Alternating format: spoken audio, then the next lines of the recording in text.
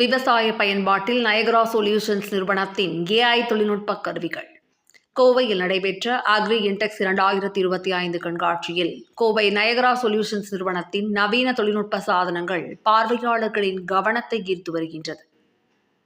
வேளாண் தொடர்பான இந்திய அளவில் முதன்மையான அக்ரி இன்டெக்ஸ் 2025 எனும் வேளாண் கண்காட்சி கோவை கொடிசியா அரங்கில் துவங்கியது. 5 நாட்கள் நடைபெறவுள்ள இன்டெக்ஸ் விவசாய கண்காட்சி மொத்தம் 7 அரங்கில் நடைபெற்று வருகின்றது. விவசாயிகள் பயன்பெறும் விதமாக நடைபெற்று வரும் இதில் இந்தியா மற்றும் வெளிநாடுகளில் இருந்து வேளாண் தொடர்பான நவீன இயந்திரங்கள் காட்சிப்படுத்தப்பட்டுள்ளன. கண்காட்சியில் ஒவ்வொரு ஆண்டும் பங்கு பெறும் கோவையைச் சேர்ந்த நயகரா சொல்யூஷன்ஸ் நிறுவனம் விவசாயத்திற்கு பயன்படும் வகையில் தனது புதிய நவீன தொழில்நுட்ப சாதனங்களை காட்சிப்படுத்தியிருந்தனர். முன்னதாக நயகரா நிறுவனத்தின் நிர்வாக இயக்குநர் ரவிக்குமார் வேளாண் கண்காட்சியை துவக்கி வைத்த முக்கிய விருந்தினர்களுக்கு சால்வை அணிவித்து வரவேற்றார்.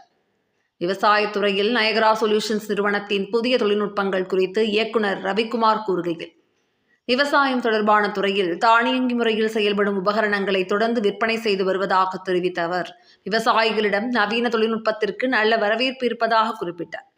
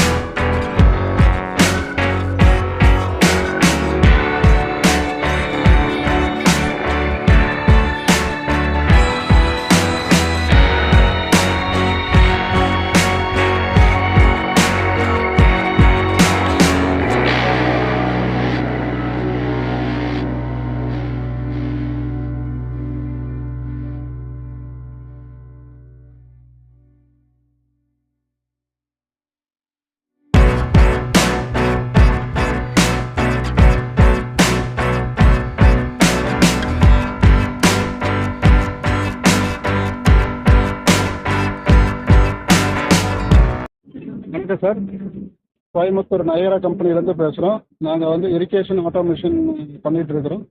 இப்போ பார்த்தீங்கன்னா 2025 அக்ரி எக்ஸ்போ கொடிசியாவில் வந்து நடந்துட்டுருக்கு. இது முதல் நாள். இங்கே நிறையா வந்து விவசாயத்துக்கு தேவையான நீர்ப்பாசனம் வந்து காட்சியளிக்கப்பட்டிருக்கு.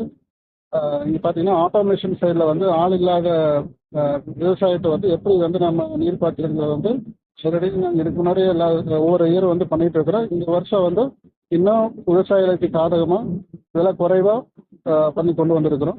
இது வந்து ஃபர்ஸ்ட் நாள் நடந்துட்டு இருக்கனால இந்த ஃபர்ஸ்ட் ஷோ வந்து பண்ணிட்டு இருக்கிறோம். நீங்கள் பொருள் எல்லாம் இங்கே வச்சிருக்கிறோம், உங்களோட ப்ராடக்ட் எல்லாம் இங்கே வச்சிருக்கிறோம், நீங்கள் பார்க்கலாம்.